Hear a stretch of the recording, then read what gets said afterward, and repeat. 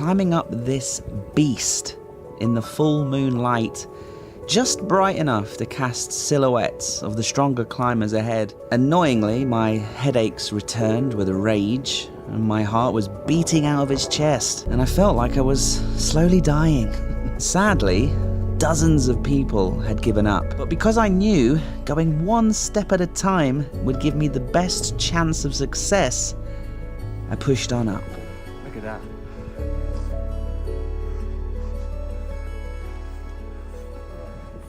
"4,000 meters, I got a headache, my heart's beating out of his chest, but we're getting up there."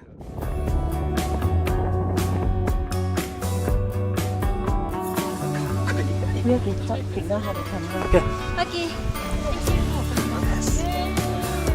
Alright, Summit this bump.